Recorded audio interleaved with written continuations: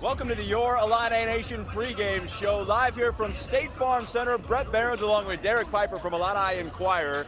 Wherever you are joining us today, I know Illini Nation is tuned into this one tonight, Derek, as we have come to Senior Day, the home finale, the regular season finale for the Illini, and there is a whole lot at stake here, Derek Piper. A Big Ten tournament, or a Big Ten regular season championship is up for grabs, and I know Illini Nation is ready for this one. What a crazy, unexpected opportunity here in State Farm Center today. Nebraska on the road. Alonzo Burt, former Illini target, getting it done for the Illini to present them with this opportunity. So a trophy is in the building. You're just showing me a picture of the confetti shooters that are going to be there in case they pull off the win. Of course, there's already a lot of reason to get hyped up when you got senior night last time. Trent Frazier, DeMonte Williams playing in this building. Got Illinois, Iowa, trying to build for your tournament resume. A lot to play for, and it really amplified today with Nebraska getting it done in Madison. The Orange Crush just coming into the building right now behind us. They were lined up outside all the way around, and we've seen that for most games this season, Derek, but they were lined up early today. Of course, no school on a Sunday. Had nothing else to do, right? Wake up at 2 o'clock in the afternoon, be ready to go. Oh, maybe that was just me in college. I don't know. No, it was not just me. Okay, all right, there we go. Everybody. Derek there as well on a Sunday after an eventful Saturday night. And they're going to be hyped up today. Sold-out crowd here for Illinois and Iowa. And Nebraska, I think they're going to get maybe a gift basket from Brad Underwood, from the whole entire team, Christmas cards. I mean, what a shocker up in Madison in one sense. And in the other sense, Nebraska's been playing well, so you go, okay, well, maybe not a shock. But how'd you take that game? And then Johnny Davis going down, too. For Wisconsin, that's more important than winning the outright Big Ten title, is that Johnny Davis goes down, and his status uncertain here for the Big Ten and NCAA tournaments. Yeah, took a shot to the face, but they're saying it was a lower body injury, actually, that is what he's dealing with, which caused him to go out. And a game that Nebraska really punched him in the mouth early on, and a team that's played well here, but they won at Ohio State. That was their third straight win, playing with more confidence. But it was, once you saw Bryce McGowan was out today, their best player, I was like, oh, okay, even though Nebraska's had this rolling, this is probably where it falls short. Nebraska's won a ton of close games all year long. It finally turns the other way. Chucky Hepburn's three doesn't go in. I think he should have went with the bank. I think that apparently goes a little bit better for them. He practices those, remember? I think that's what Greg Gard said. Right, so, I mean, for the last place team in the league to beat number one and prevent the outright title, give Illinois the opportunity, I think that when Illinois sees them in Indianapolis, although they might not be over there by the time Nebraska's done playing, but what's the steakhouse that Brad was hyping up last year that he was going to buy after they won the Big Ten tournament? Maybe St. Elmo's. Send those to the room in Nebraska, maybe on a Wednesday or Thursday. I remember he said a couple of shrimp cocktails, and I think he said he was getting the order in for last year. I think it's St. Elmo's, right? Yeah, I believe so. Derek Faber, our former chief meteorologist, would be ashamed of me right now, or even Kevin Lighty, our current one. We're both from Indiana, and, okay, all right, whatever. St. Elmo's, we're calling it that. I think they're going to get a couple of room service, maybe bottles of wine from Brad Underwood. But the big thing about this, the opportunity is here. But Illinois still has to go take care of business, and Iowa's playing as good as anybody in the league right now. This is not just a cakewalk game, although Wisconsin would say Nebraska's not a cakewalk game either. Illinois has got to come out and take care of business today, first and foremost.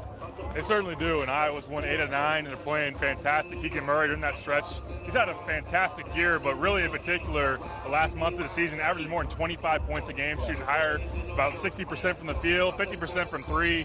He is a problem in terms of trying to match up with him. Bohannon has it going from three. They're playing a lot better defense than we're accustomed to in Iowa team. They're 5th in the league defensive efficiency. So they got a lot of things working for them as they're currently on that kind of 5-6 line in terms of the NCAA tournament and a chance to boost even further. So, yeah, you take, whether you're considering the Big Ten title, of course, we're going to look at that, and the team obviously is going to be a little bit extra motivation for them. It's not a foregone conclusion you just show up and get that done. Iowa's going to be a big-time challenge, and you're going to need to play a full 40-minute game, which they didn't do against Penn State, but some more motivation here tonight, obviously. Yeah, and I will say this, it goes in Illinois' favor, I think, in a sense that, look, they know what's in front of them. Not that you wouldn't have motivation to come out here anyway, but we've seen times of this season, even here recently, where Illinois has not played well, up to their standard during games, like Northwestern, the Lulls, for no apparent reason at Rutgers, they just didn't show up. So I think that's a concern in a sense, and yet it's all in front of them. They know if they don't show up today, then there's no excuse for it, right? Yeah, I mean, I would be shocked. Yeah, I would be shocked that we don't see that energy. If anything, it's probably going to almost be a little bit too much. There's so much emotion in this building. When you already have the fact that it's senior night and you got Trent and DeMonte having that emotional ceremony right before tip-off, and those guys thinking about last time playing in this building, and then you have the Big Ten title. You already have that burning fire of seeing the McCaffreys, that family showing up, and we know maybe DeMonte and Connor go forehead to forehead once again. So there's just so much emotion built up. I mean, I don't even think it's in the realm of consideration that Illinois is not going to play hard and have a lot of intensity. It's just how do they handle everything that's in front of them today.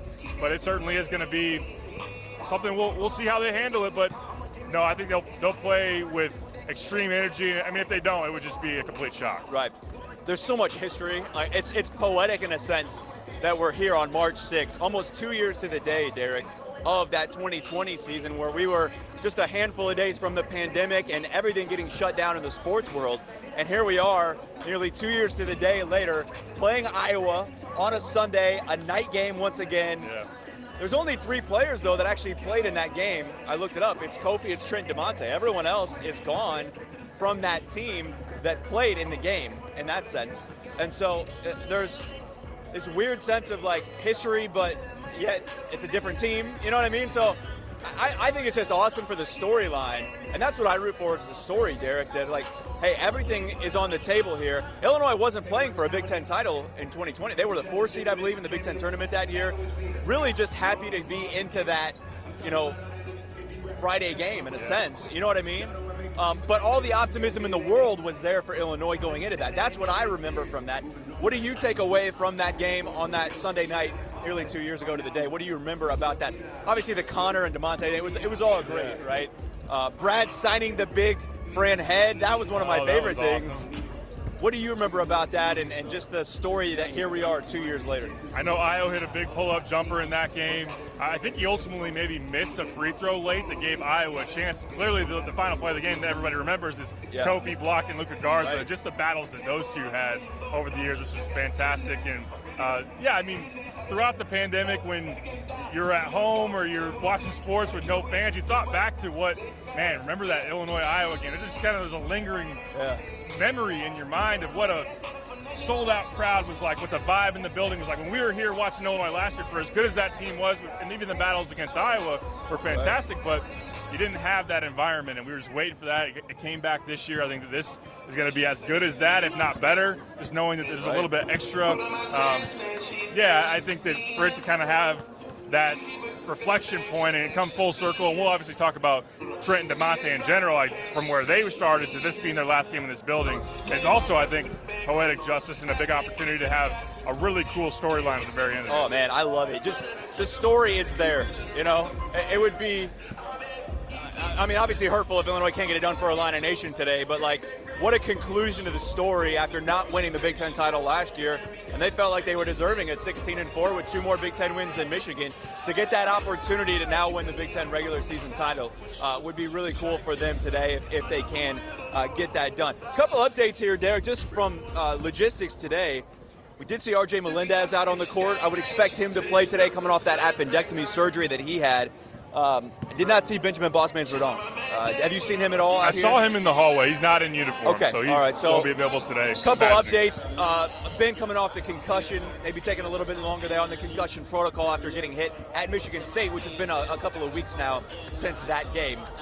I would think Melendez plays today, though. He's out here on the court shooting threes right now.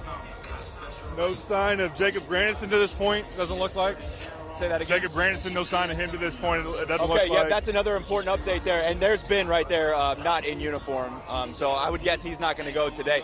Grandison with a shoulder sprain is what Brad Underwood called it after the game the other night. He's going to go through senior ceremony today.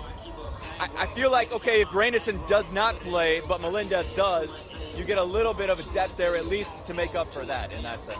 Yeah, it'll be a trade-off. Clearly you want it to be full strength there. You want to have Grandison, especially the shot making. You think about what Penn State was able to do defensively was pick and choose some guys that don't shoot the three all that great to leave open. Grandison is one of those guys you can't do that for. Right. But certainly in terms of the length and kind of playing that 3-4 spot, RJ would give you a nice boost of depth there if you are going to miss Grandison. And I think that the pivot would probably be to put Coleman Hawkins into the starting lineup, have him play the 4, slide DeMonte to the 3, kind of play a little bit of a bigger lineup. And whether Granderson goes or not, it's a huge day for Coleman Hawkins to match up with Keegan Murray. And we know that Illinois did a pretty good job of limiting him for the most part in Iowa City back in December. And Coleman's shown progress here in the last couple of weeks, I think, to warrant that if that's where they decide to go and put Coleman back in the starting lineup. Which is full story there. That's where he started at the beginning of the season, was in the starting lineup. And obviously Kofi was out there for those couple of 3 games, but he had started 8 or 9 games there at the beginning of the year. And we'll see how that plays up. Jack, what do you make of this Iowa matchup today in the sense that they haven't played since that early game in December, the one of 2 games, and they won in Iowa City? I feel like this Iowa team is a lot different now than they were back then. Yeah, they definitely are. Bohannon has it going a lot better than he did early in the year. Kind of took a little bit of a while to get his swag back. I think that he was trying to figure it out, playing more off the ball early on in the season. Now he's back, kind of more of a point guard role. They're still going to run him off screens and everything, but he's shooting the 3 up to his caliber. He's a deadly shooter from the outside. They're playing more. They turned Illinois over well in that first matchup in December, so that's been a part of their DNA from early on, and they lead the Big Ten in turnovers forced defensively, but really locking down and be better at that end. They've inserted Perkins into the lineup as a guy that played well against Illinois. Now he's starting at their 2. He's a good 2-way, big-bodied guard that plays with them and can lock up some guys in the perimeter and also get to the rim. So, and then Keegan's kind of been the steadying in for us. Chris Murray as well, a guy that kind of gets overshadowed a little bit by his twin brother, but he's had a heck of a year and becoming more and more of a role as they play him as the backup 5-man. I think Kofi will see a lot of those guys. Chris Murray guarding him and Keegan coming over to show help. Yeah, and I don't feel like Chris gets the love that he probably should because of Keegan. And Keegan's really good, and I feel like even Keegan throughout the league, when we think of like an all Big Ten first team, you struggle, like, okay, well, who do you leave off on that? And I know those will come out this week, but it's like, is he getting I mean, he's putting up 25 a game. It's like, it's really incredible what he's able to do in that sense. Yeah, I think that I wouldn't say it's easy to lose perspective. There's been so much focus here down the stretch on Johnny Davis, on Kofi, even Jaden Ivey, but for Iowa to make this surge, for a team that lost the National Player of the Year in Luka Garza, Wieskamp, C.J. Frederick, and Jack Nungy as well. Those the backup. Those were like 4 of the top 6 players last year, 6, 7 players. So for Keegan to be that star that produces each and every night and has these big moments, he's very deserving of consideration. If he shows up today and beats Illinois on their own floor and they get a top 4 seed, be worth consideration. Yeah, I think that helps as well. I want to get your all Big Ten team here in a moment, but the seeding is important today too as well. Illinois not only playing for the Big Ten title, but they're playing for that 1 seed, which is important. I think in the positioning of how everything aligns for the Big Ten tournament, you'd obviously rather be the 1, but like they're either going to be the 1 or the 3 today. I don't think the 2 is in the question if how I calculated it right. Andy Olson and I were doing that a little bit earlier. Obviously, they hold a tiebreaker over Wisconsin because they only played once and they beat Wisconsin. So if they win, Illinois is the 1 seed in the Big Ten tournament. Co-champions, which I think a lot of people get confused as well. There's no like outright because you beat them for the league title. Right. For the regular season title, they co-it no matter what, even if you beat head-to-head. But it does matter in the Big Ten tournament for seeding, and that's what's on the line today. Because if Illinois loses, then they tie with Purdue, and Purdue holds the tiebreaker. So then they go to the 3, and Iowa's playing for seeding as well. So like, there's so many things in play here in this final game of the regular season, and I think Illinois would rather, get that 1-4 on Saturday as opposed to playing a Purdue. At least that's how I look at it. If you're the 2-3 there or whatnot.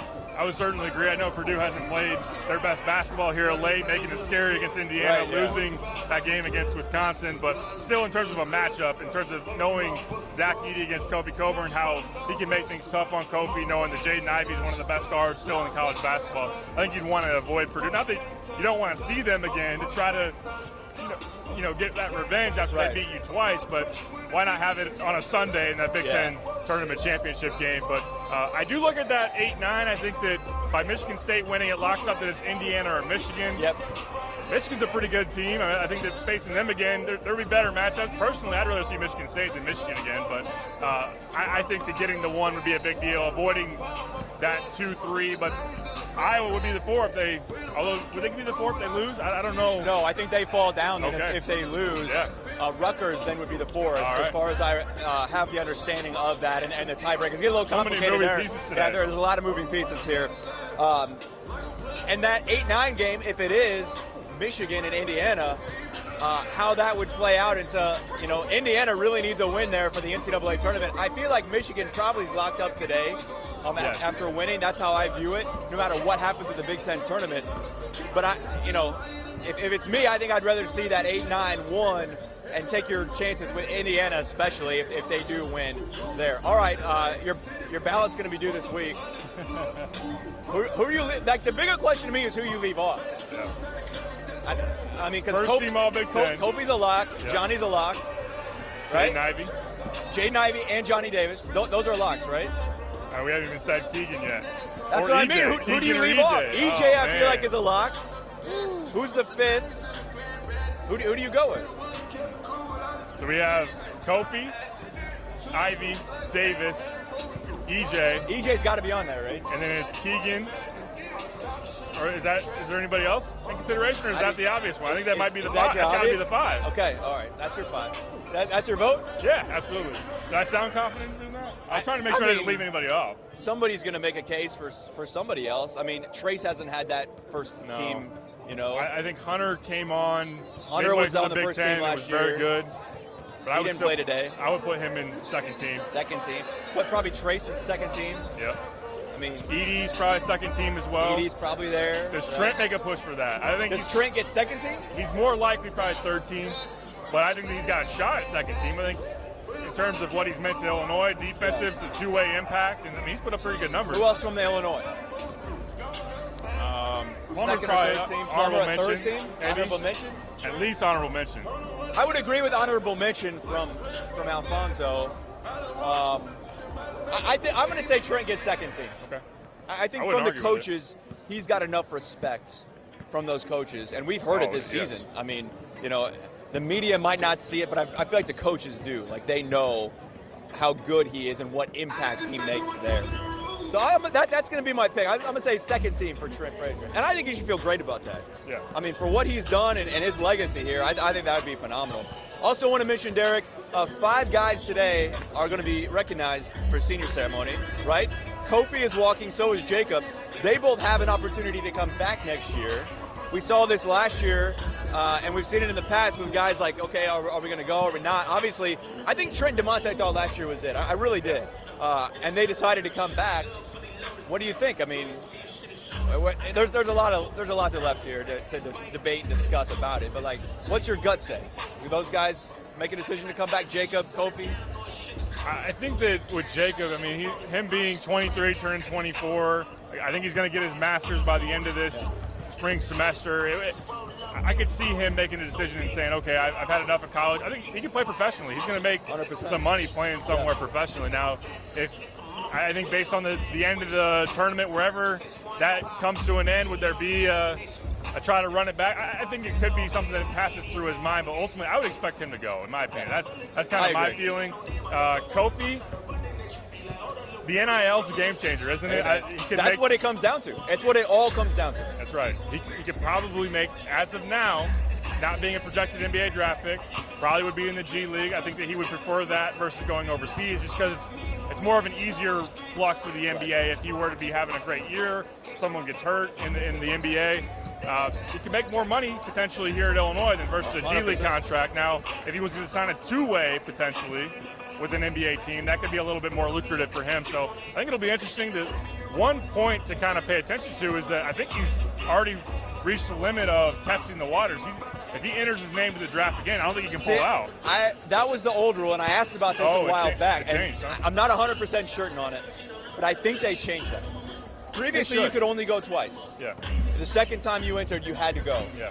But I was told by someone, because I asked about that last year, I was curious, like, okay, well, if he goes again, like, then he's done, right? And I didn't get that on great authority, but I was told by someone that would fairly well know that was out the question. So we'll see. Well, that means it could be another sweaty summer, number one. I don't think it'll be. Is that good or bad for you? I mean, it's kind of the life. I don't think he'll be in the transfer portal. Bold prediction. I don't think he will go back into the transfer portal, but he knows his worth here now, right? Yeah. He doesn't have to go in the portal to try and figure out what his value is. Right. I mean, for him to go through the combine again, get the feedback again, I understand the benefit. It does put Illinois in a little bit of a tough situation. Bottom line, you asked me kind of my gut feel. I'm not as optimistic as some other people about him coming back. I just think that there might be the feeling for a guy who's going to be a 2-time All-American to say, I've done so much here. What more can I do? There will be records. There will be records. There will be money. That's it, Derek, because he's already got his name up there. Yeah. But he said he came back this year for legacy. Yeah. He can break Deion's record next year if he comes back. Oh, yeah. And then he could cement his name permanently as the all-time scorer. And rebounder. And maybe that's broken, maybe it's not, but like, his name would be at the top. Oh, he'd be all-time scorer, all-time rebounder, 100%. a double-double record that would never get touched. Yeah, he's already broken. Yeah, like it would legit never be touched. Yeah. So, I mean, I get that. That's my only I pushback understand. on that. On the other side of it is, he said legacy is important, and if he can make more money in NIL than he can in the G League, I don't know. They're going to try to sell him on that. I know it'll be a big part of the conversation. I'm not putting it past. I think it's a little bit more of a toss-up, but I'm not saying that you were saying he's coming back, but there is a big argument for Illinois. And hey, Illinois fans will certainly be okay with them running that back one more time. All right. As a 2-time, we have to do this research. We got off-season time to do I know. Has a 2-time All-American ever came back to college? I would say no. I don't. Yeah, I mean, I why? don't think Because so. why would they? It doesn't Right. make any sense. Like, it would certainly be unique. We got all off season to debate that and talk about that, Derek, and another fun summer, so to speak, right?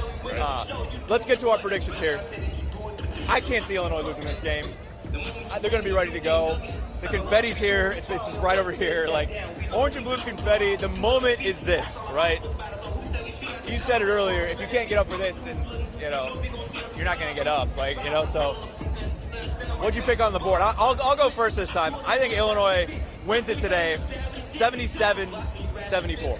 Yeah.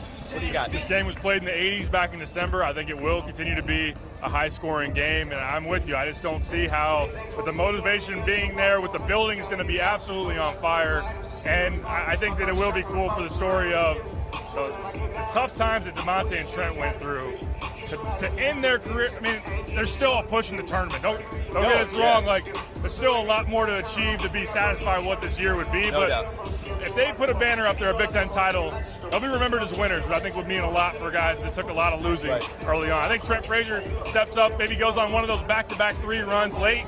I have Illinois 82, Iowa 80. All right. Both close games, one-possession games there. We'll see how it plays out. Derek, what do you guys got on the site here leading up to this senior day? We have a lot of recruiting coverage. Big recruiting weekend, both for basketball and football. Ty Rogers in the building, Marez Johnson in the building. So we'll have that. I talked to Tyler Underwood and some guys about senior day and kind of the legacies of Trent and DeMonte, so look for that as well. And then I have my full breakdown of this game if you want to check that out before tip-off. All right. We will join you back here after the game for Brad Underwood's post-game press conference. We'll see if it's talking about a Big Ten title and if the trophy's up there in the press conference room. We will see you back here then. I'm going to jump on the news here in just a couple of minutes. So if you're watching on our stream, flip over to WCIA. If you're in the Central Illinois area, we'll hear from the Illini as they get set to host Iowa here in a top 25 matchup with a Big Ten title on the line. For Derek Piper, I'm Bret Beherns. Thanks so much for watching the Your Illini Nation pregame show. Enjoy the game, everyone.